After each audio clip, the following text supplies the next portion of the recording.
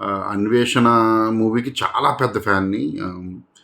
ఎంత పెద్ద ఫ్యాన్ అంటే అంటే ఇప్పుడు దాకా నేను చూసిన థ్రిల్లర్స్‌లో ద బెస్ట్ థ్రిల్లర్ 'అన్వేషణ' మూవీ. ఇది 40 ఇయర్స్ అయిందంటున్నారు.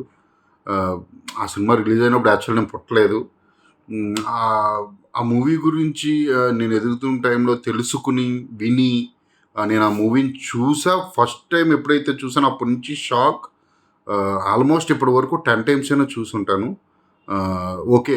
నేను అంటే ఆ మూవీ గురించి నేను ఒక 2 క్వెషన్స్ అడుగుదాం అనుకుంటున్నాను పెద్ద వంశీ గారిని. ఫస్ట్ ఆఫ్ ఆల్ అంటే మేకింగ్ అనేది వెరీ యూనిక్ ఉంటుంది మూవీ. అప్పటిదాకా అంటే ఆ టైప్ ఆఫ్ మేకింగ్ తెలుగు సినిమాలో రాలేదనుకుంటా థ్రిల్లర్స్‌లో.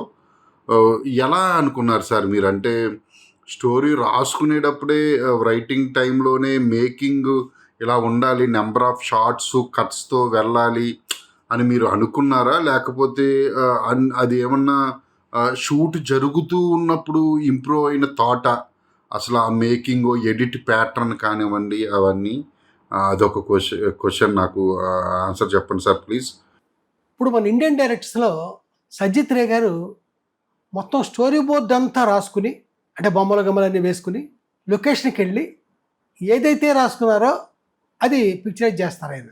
ఇదొక పద్ధతి. అదే బెంగాల్లో మృణాల్ సేన్ గారు తను అనుకున్న లొకేషన్కి వెళ్ళిపోయి సీన్ ఏదో ఉంటుంది లోపల ఇష్టానికి షాట్లు తీసుకుని ఆ తీసేటప్పుడు రకరకాలుగా ఇంప్రూవైజ్ చేసుకుని 80 రూమ్కి వచ్చాక అక్కడ సినిమా తయారు చేస్తాడండి ఆయన. ఇది ఆయన పద్ధతి. ఇక్కడ నా విషయానికి వస్తే వాళ్ళ సినిమాలను చూస్తున్న నేను ఒక కథ చక్కగా అనుకునే లొకేషన్కి వెళ్తాను. వెళ్ళాక అక్కడ వాతావరణం, ఆ పరిస్థితులు, ఆ లొకేషన్